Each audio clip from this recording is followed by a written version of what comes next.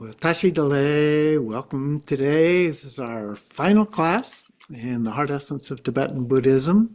It's been a fairly long trip through that, but it's still only basic information compared to the kind of things that are available. So let us begin taking a deep breath as we have been each time, in slowly and then back out again, calming your mind and body in profound peace.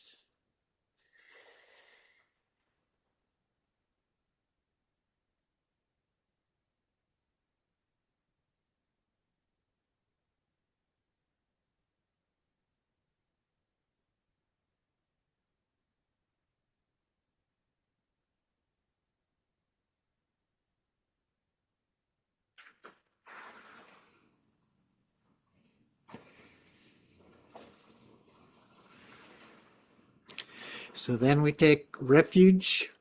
I take refuge in the Buddha, the Dharma, and the Sangha most excellent for the benefit of all sentient beings. I take refuge in the Buddha, the Dharma, and the Sangha most excellent for the benefit of all sentient beings. I take refuge in the Buddha, the Dharma, and the Sangha most excellent for the benefit of all sentient beings. Make a little adjustment here.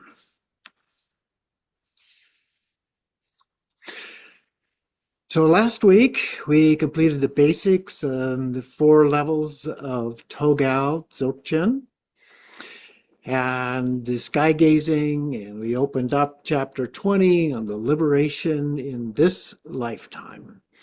So today we're completing chapter 20, starting on page 348, if you're following along in the text, with the remaining summary of liberation in this lifetime.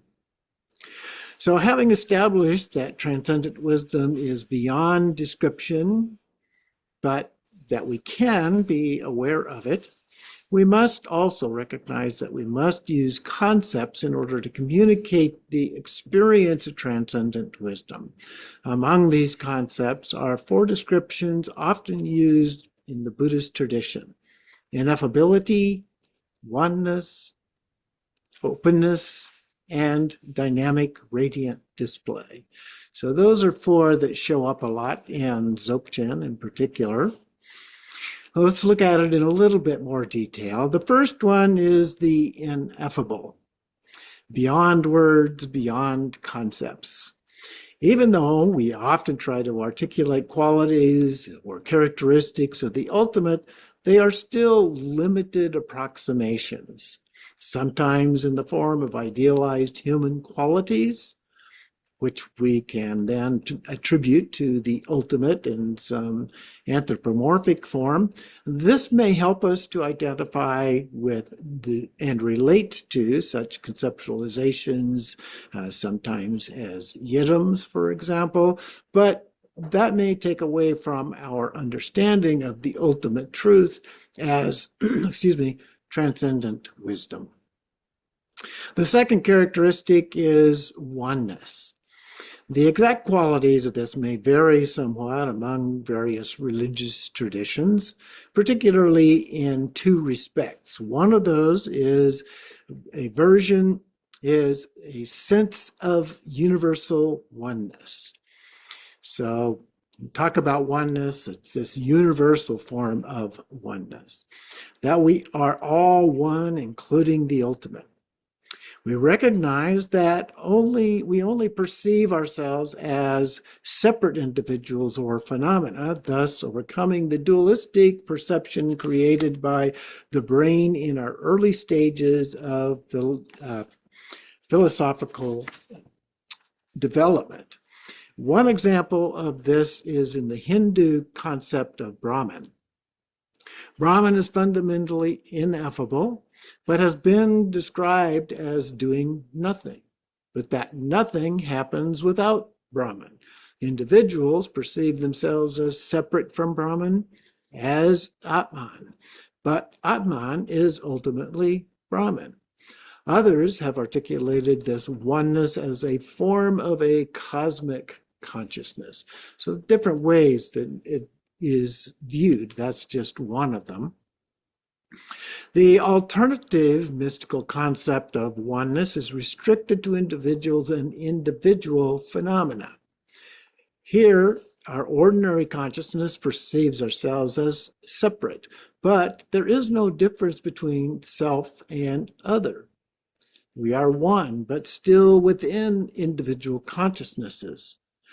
In the extreme, this takes the form of mind-only conceptualization of reality.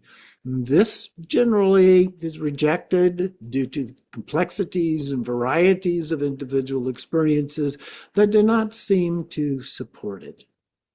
Nor does scientific evidence, surprise, surprise, nor is there any support for universal oneness described above.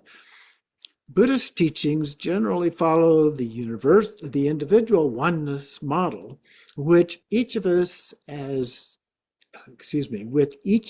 having our individual consciousness. That is, there is no single universal or cosmic consciousness.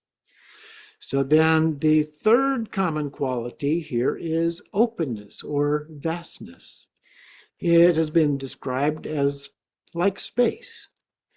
This is not space in the temporal sense of distance, but in a metaphorical sense of transcending concepts, much like the ineffable. Hence, it is labeled as basic space of phenomena, as well as suchness.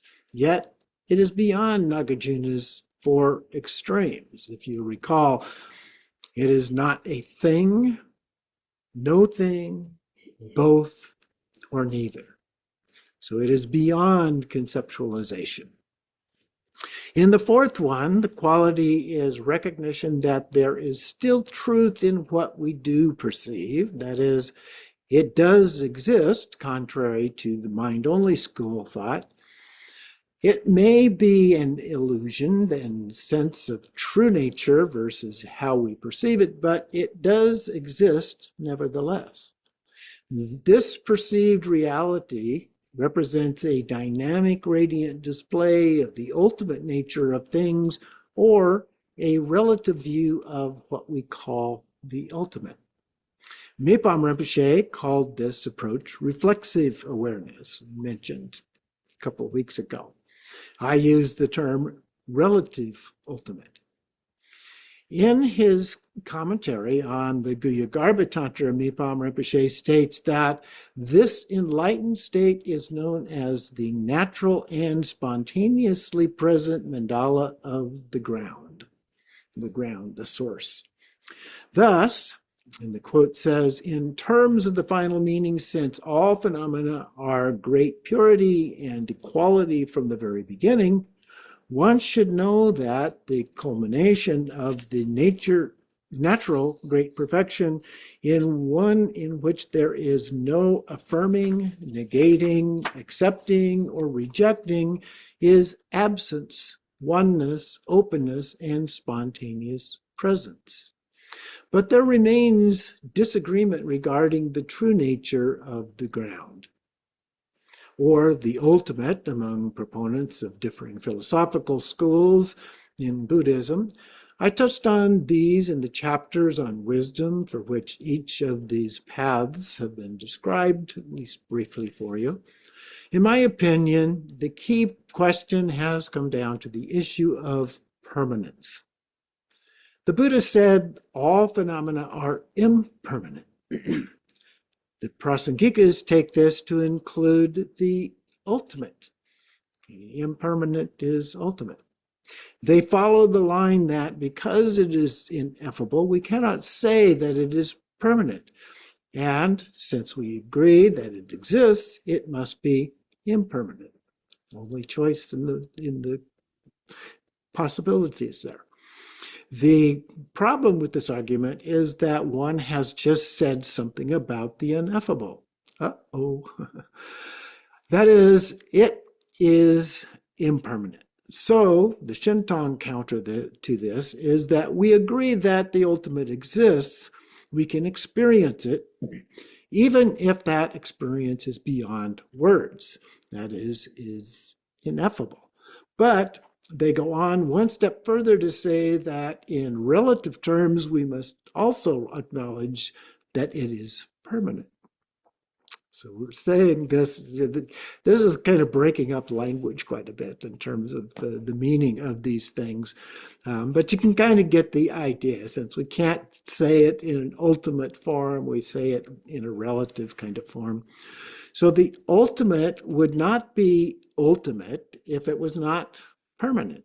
So the very definition of ultimate means that it is permanent, or there is no ultimate at all. And since we know that it exists, it must be permanent, albeit from a relative point of view here, similar to saying the only thing permanent is change. An oxymoron, if you will. And a figure of speech that combines contradictory words with opposite meanings. My summary is this, following Nagarjuna's tetralemma. The ultimate is not permanent, impermanent, both, or neither. It just is. But by definition, a relative use of the term the ultimate, it is permanent. Nipam Rinpoche concludes, once one has internalized this profound nature of reality, one will be indivisible with the wisdom mind of the teacher. So that's also a relative approach to things. So we're looking at it as if it's ultimate, and yet it's only ultimate in the context of the relative. So to conclude, wisdom in the Tibetan Buddhist refers to ultimate truth. And although we may use many descriptors, such as those included above, it is beyond any descriptors or concepts. Thus, even these descriptions are said to be relative truth. In fact, anything we can say about any form of truth, including the ultimate, must actually be a relative truth. But we must use words and concepts to communicate. So we use many labels of ultimate truth, like the ground, suchness, dharmakaya, dharmata, clear light, rigpa, and so forth. It is acceptable to use these labels for the ultimate truth so long as we understand that they are just labels. They are not the real thing, so to speak. Otherwise, we fall into the trap of eating the menu, as Alan Watts once expressed it, instead of eating the meal itself. It's like we're looking at the menu and it looks so good, we eat it instead of the meal. So next we go on to this idea of emptiness a little bit deeper. The next principle we need to review in our way to truly understanding liberation is emptiness. There are several levels of understanding that I have described in the text. Emptiness of inherent existence. The emptiness is not permanent, that is, it is impermanent, and or may be divided into parts. Therefore, all forms arise in dependence upon causes and conditions. That is, interdependence or dependent arising. The second one is the form of emptiness. Emptiness is form, in the Heart Sutra. Since all objects, forms, have no inherent existence, they are empty. Form is emptiness. Since emptiness is an expression of interdependence, emptiness exists only in terms of form, without which there could be neither form nor emptiness. Thus, emptiness is form, lacking inherent existence. The third one that we've talked about previously was the tetralemma. Emptiness is not a thing, it is not no thing or nothing, it is not both, it is not neither. It is beyond logic. Thus, emptiness cannot be described, yet we can experience it. So it does exist as a concept, but not as a thing. The fourth one that we talked about is space as a model. The experience of emptiness is often characterized as being like space, not space itself, but it's like space as a metaphor. Without center or boundaries, it's open, vast, yet inexpressible. Yet, it is not space itself, although it has similar qualities. Thus, space may best be said to be a metaphor for emptiness. The fifth one is Rigpa, pure awareness. Since emptiness is not a thing, there is no thing of which to be aware, nor is there nothing. All that remains is awareness itself, like potential energy, or deeper still, awareness of being aware at all.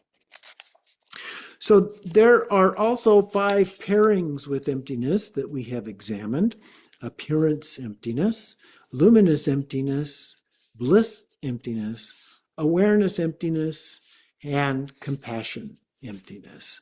And so there are these 5 ways that are fairly common in the tradition that examine those as related to the idea or principle of emptiness, but not it as a real thing per se.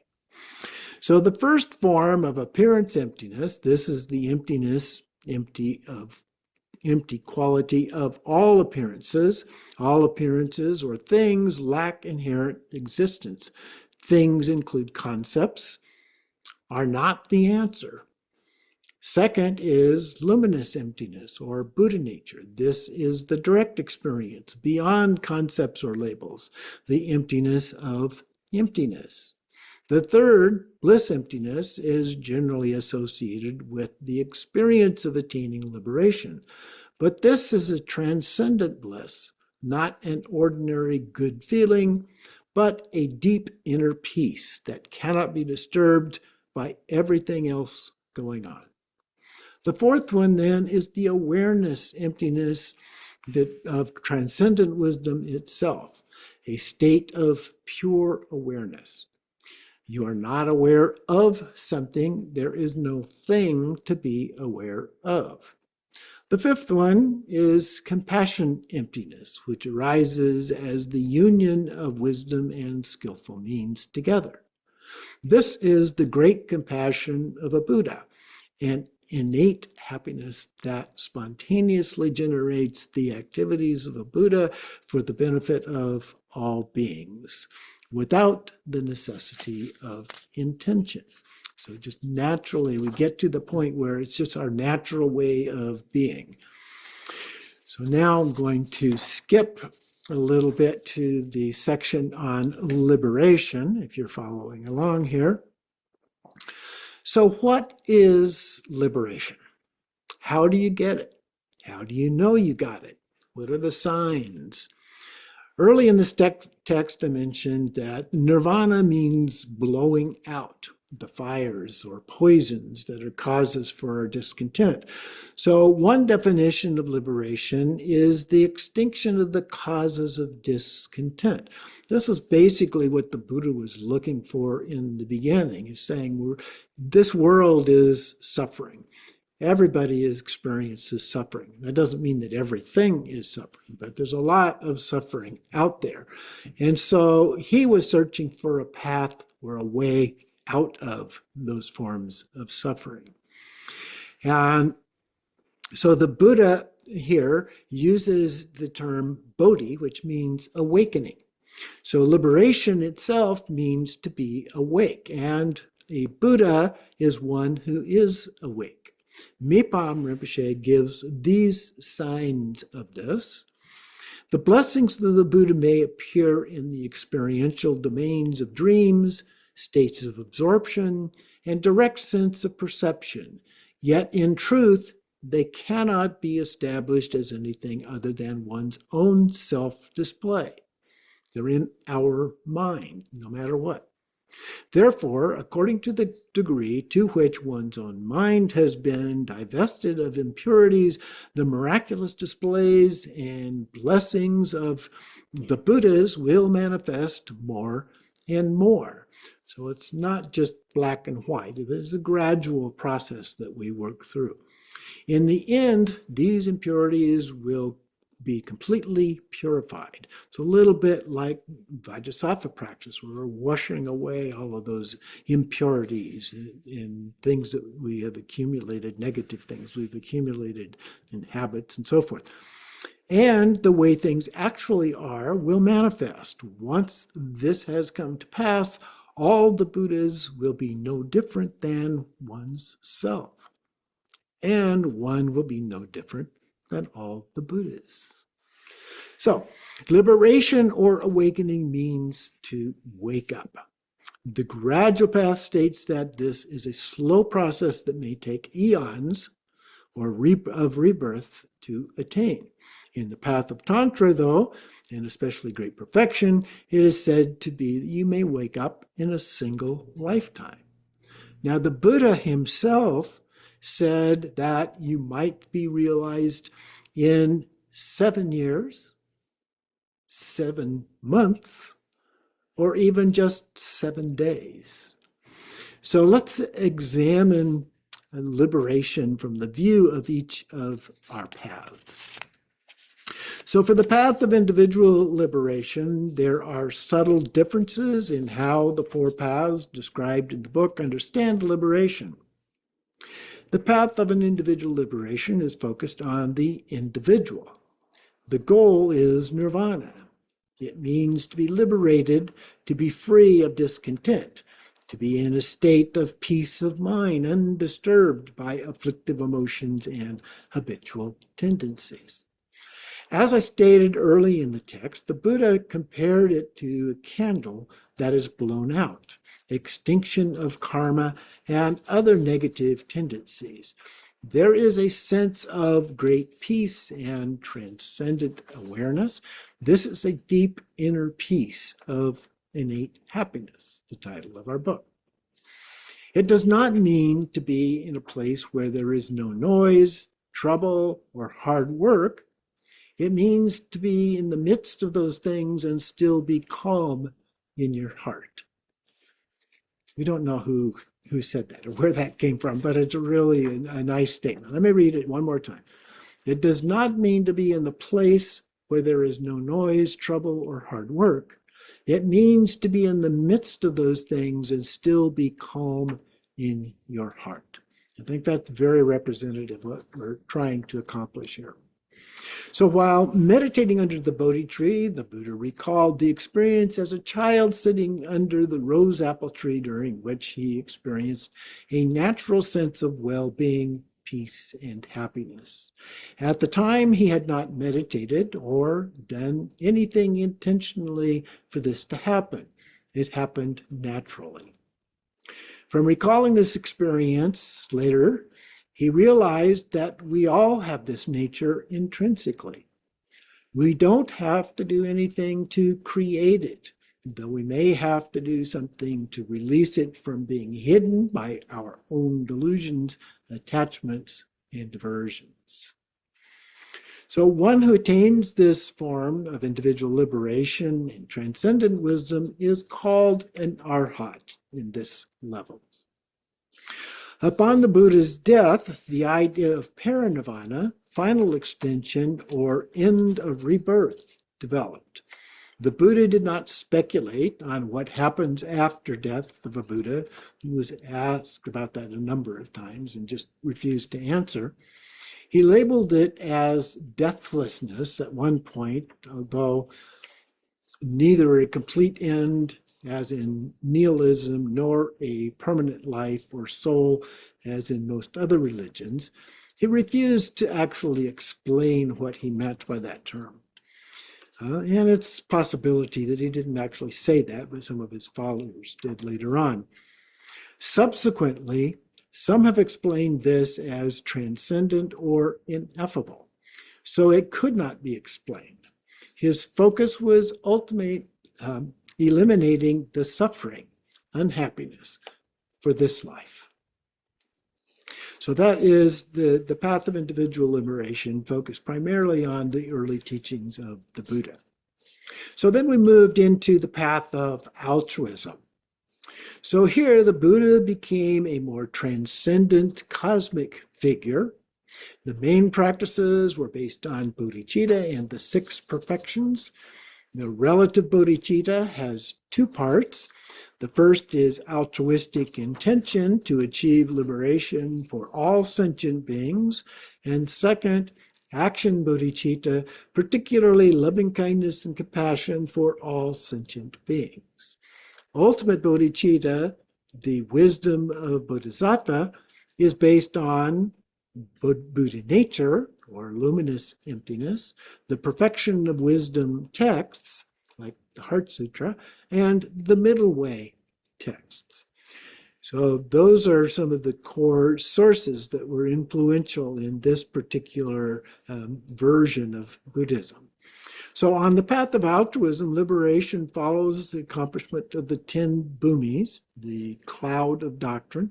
They received the great rays of light, empowerment from the Buddhas, and subtlest traces of afflictive emotions and mental obscurations are removed. They perfect their understanding of wisdom and manifest multiple forms of the three kayas to benefit others. It is said to be a state so extraordinary that ordinary beings cannot even begin to imagine it. So then we move on to the path of Tantra here.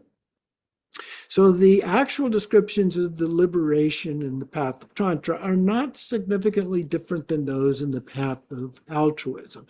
Both of those are pretty close, perhaps because the path of Tantra was also considered to be a part of the path of altruism. However, there are some alternative routes within the path. We begin by imagining ourselves as being a Buddha, the Yidam form.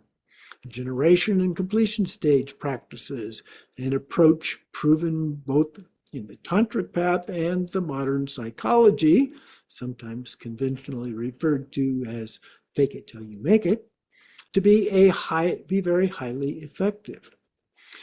Liberation in this lifetime follows the completion stage of the learner's union, in which you have achieved a pure illusory body and are approaching the actual clear light, for the terms that we discussed in this set of teachings. When the subtlest traces of afflictive emotions and mental obscurations are finally removed, you attain liberation with non-learner's union, or Buddhahood with realization of bliss and emptiness. In addition, if you fail to achieve liberation in this life, the first alternative is transference of consciousness, POA practice, which is performed as you're dying or shortly after death, your breath has stopped.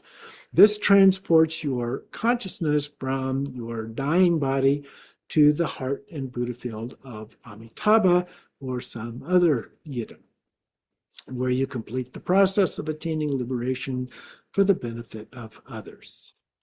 The second alternative is recognizing the experience of the actual mother clear light at the beginning of the bardo of Dharmata. Failing that, recognition of any of the 100 peaceful and wrathful yidams that appear presents numerous other opportunities for liberation by recognizing them as none other than your own mind. This is followed by the bardo of becoming, beginning with a review of your immediate past life and the karma created, then a preview of your next life based on your karma. So there's the first one, kind of an assessment of what kind of karma have you already done, and then it's looking based upon that into what your next life is likely to be like.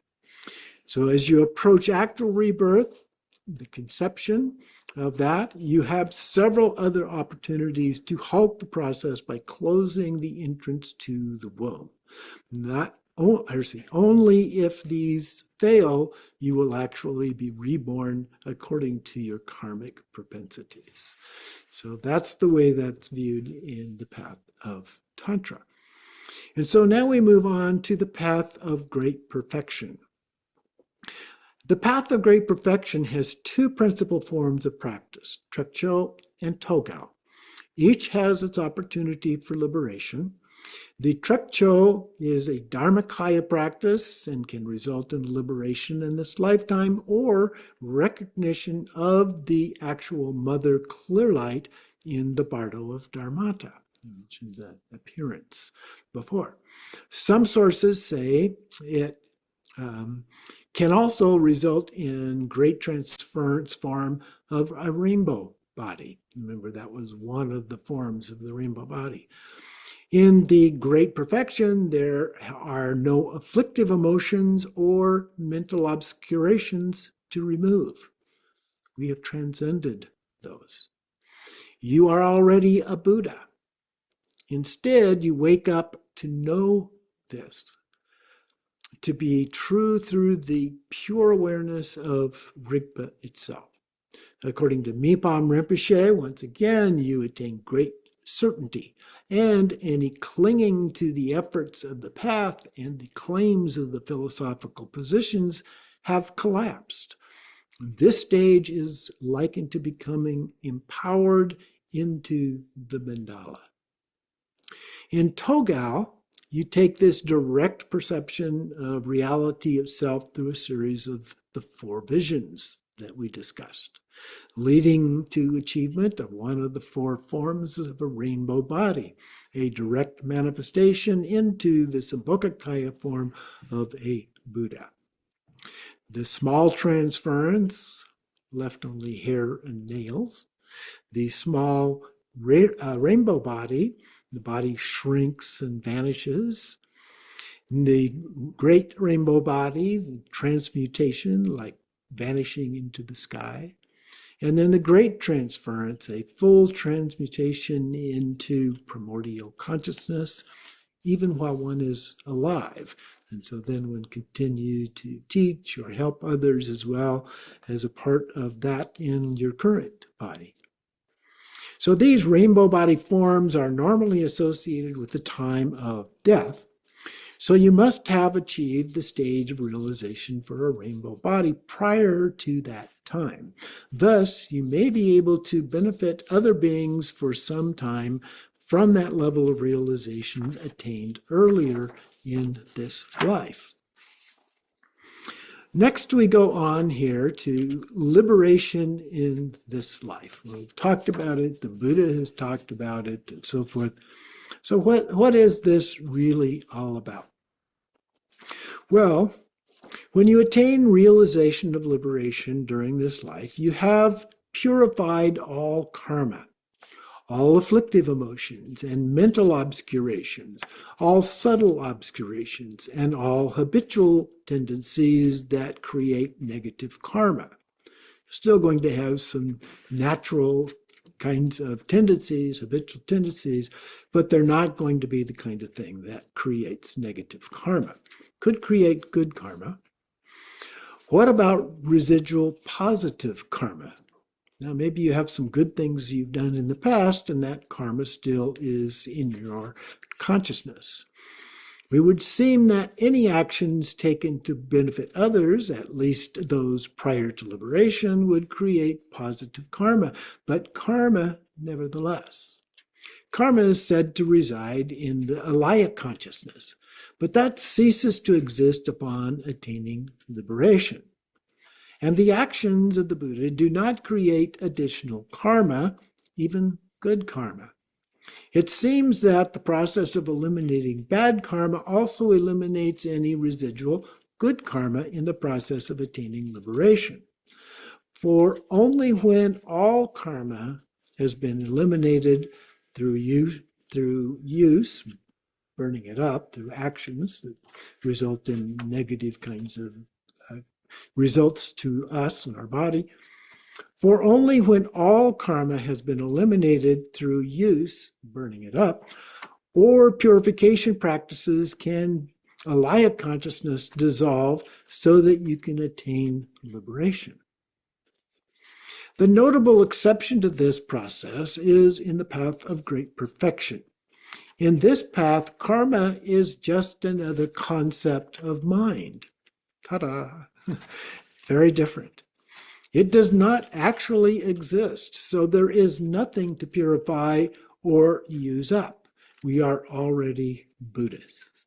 The great perfection says transcendent wisdom to its fullest form, where it transcends all concepts, even these. And so that does not give you the green light to rationalize your behavior as you want. Rationalizing and wanting are not enlightened behaviors. It is that kind of slippery slope thing again. Only if you are fully enlightened and have pure intentions can you engage in otherwise unethical conduct as perceived by others, but it must be done in such a way as to do good or at least do no harm, from the view of relative truth. Otherwise, you are simply rationalizing your behavior and have not attained liberation at all. Now, that idea of doing things that are not necessarily good can backfire on us as well. I'm not so sure that that is a good way to articulate this myself. And so one of my teachers, His Eminence Garchen Rinpoche, gave this advice regarding liberation. You can actually read the text for that on your own as a part of that. And then let's go on to everything is meditation. A related topic is the idea that Buddhahood without meditation, actually the title of Great Perfection text, but that is not what I am referring to here. You learned earlier that this idea has been applied to meditation in the path of great perfection.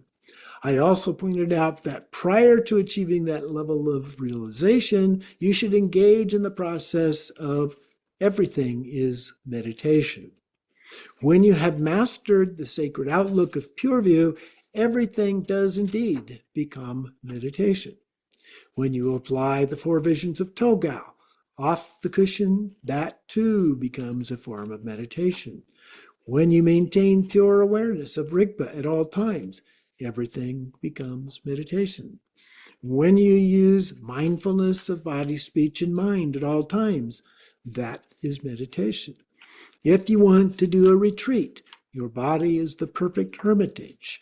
Wherever you are, another meditation. No monk or nun in a monastery or cave in Tibet has more time for practice than the busiest Western practitioner. It seems like we have less time. But in reality, if you think through those types of states that I just listed, that means everything is meditation, particularly in Dzogchen. That is the view. Then we can apply these in many ways. And so here is another list from His Holiness Dilgo Khyentse Rinpoche. So please take a look at that one again on your own. And then continuing just below that, at the same time, everything being meditation is a lot to ask of anyone.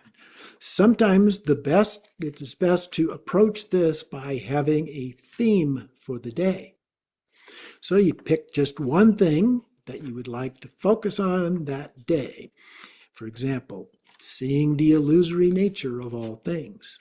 See how many times you can do this during the day. Now, keeping track of the number of times can be a little bit tricky.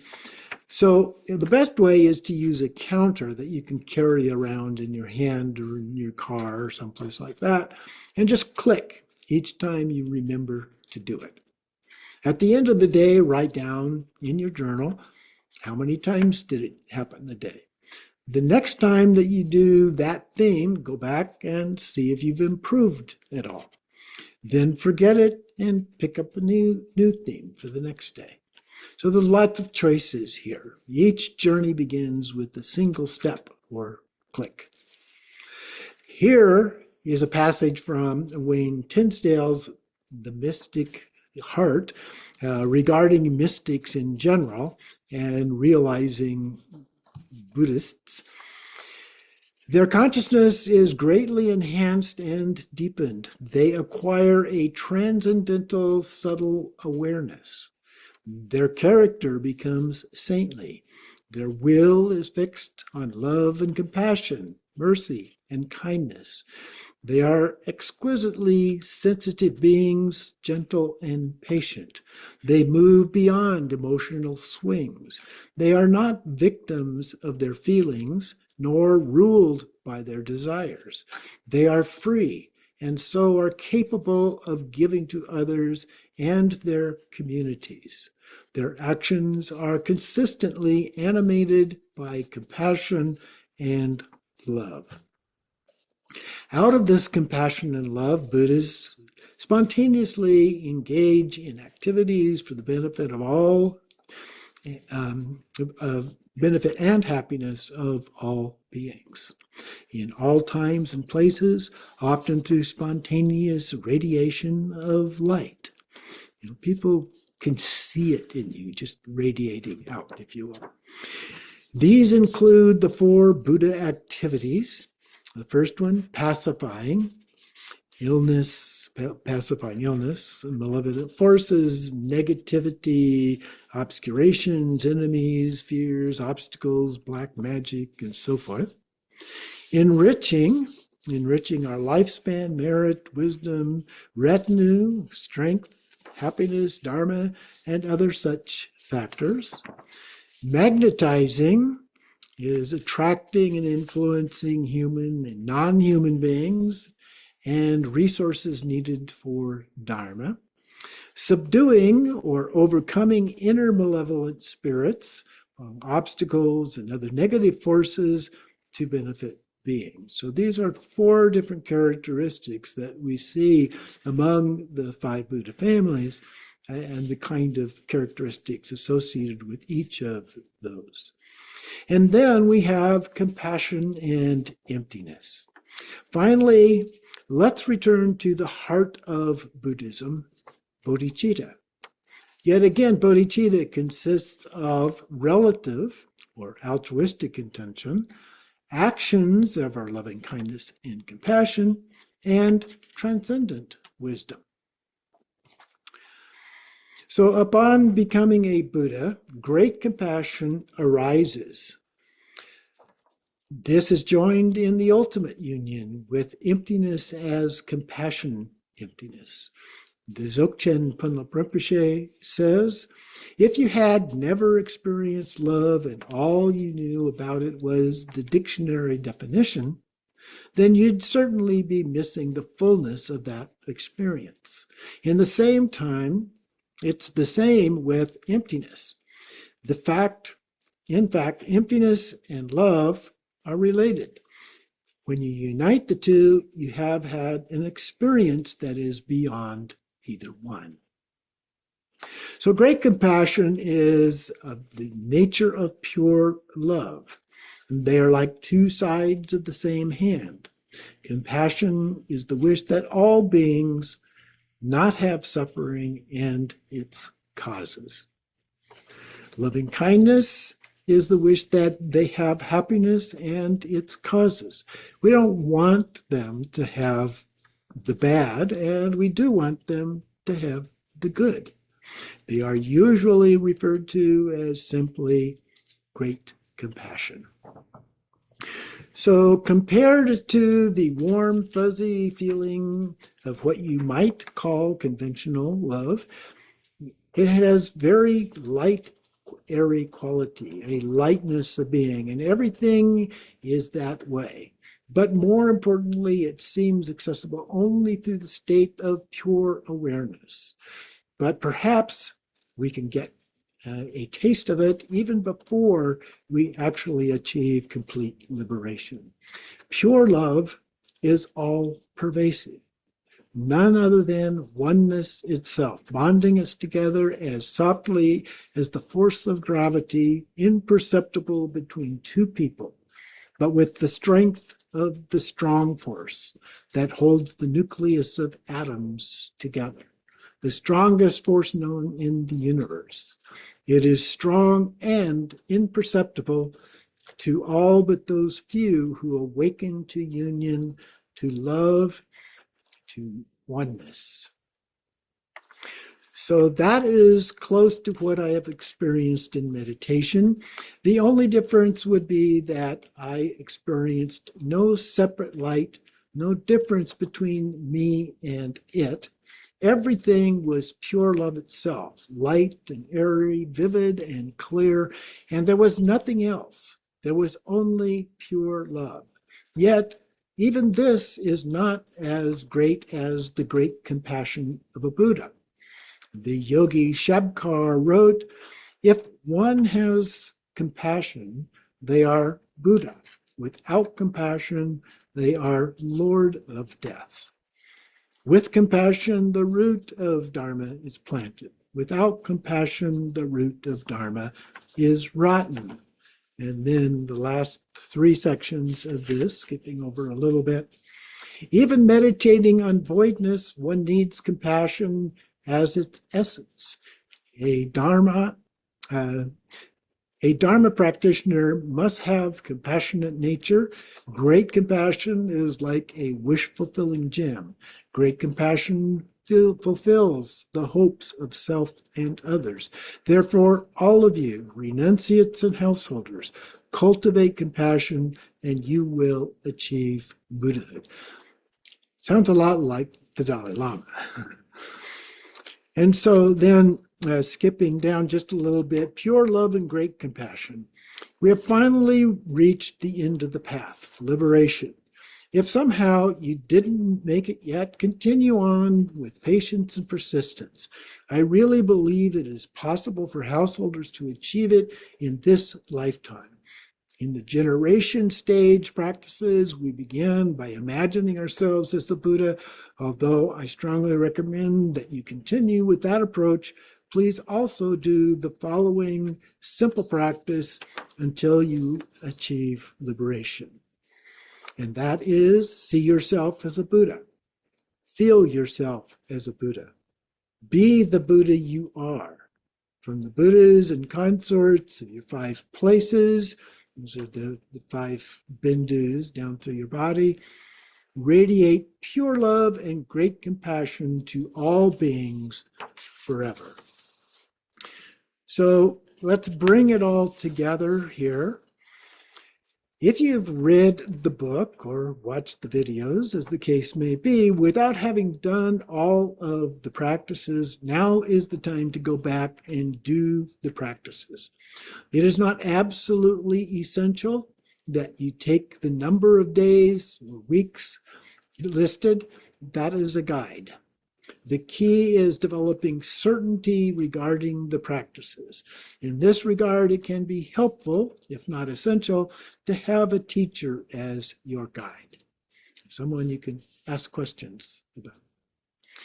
And so there are other videos for classes that we have from our website. Go to that, awaminstitute.org. We provide that kind of mentoring to the best of our ability. Alternately, you may go back and focus on those practices for which you have not yet achieved certainty, and if you have actually mastered these practices with certainty, continue abiding softly and deeply in pure, non-conceptual awareness without attachment or aversion, with loving kindness and compassion for all. On the other hand, if you have already completed these practices, you may be asking, what is the next step? There are many options, many additional practices and texts. But to bring it all together, I offer one final meditation, a daily complete practice sadhana. This incorporates the brief primary practices, the generation and completion stage, yoga practices, the great perfection practices, and abiding in wisdom, including spontaneously manifesting loving kindness and compassion for all beings. The yidam is again Vajravarahi, but in this case, she is the more common red dakini form. And so this is listed here. It's called the Complete Daily Sadhana, Vajravarahi. I'm not going to read the text. It should be familiar to you by now, but it's put together in a way that we haven't done previously. But it starts with setting our intention and then paying homage, then the preliminary practices, and then followed by refuge and bodhicitta, then vajrasattva and vajratopa, then making offerings, then a guru yoga practice, a mantra, and then we do the generation stage with starting with the emptiness mantra, followed by the visualization, which is like the longest part of the practice in terms of the text itself, and then reciting the mantra here, Om Benza Virachaniye Soha, and then the meditation dissolves into the meditation. For the completion stage, then, once you've completed the meditation, however long you have time to do, we do Tumo, a real brief version of that, followed by the 4 blisses, the 4 empties, clear light Rigpa, and Trepcho, and then we go to Togao, and do what we can in the Togao practice, and then do a closing prayer and dedication. And then, so this can take a little longer than you might have on a daily basis. So in that case, you can do parts of it or do them on a weekend or on a short retreat and so forth. So finally, Padmasambhava gave this advice to King Trisong Detsen when he was there creating the very first of their temples. Even though you realize that your mind is fully awakened, do not give up the Lama. Even though you fully realize that all appearances are mental projections, do not give up the practice of virtue.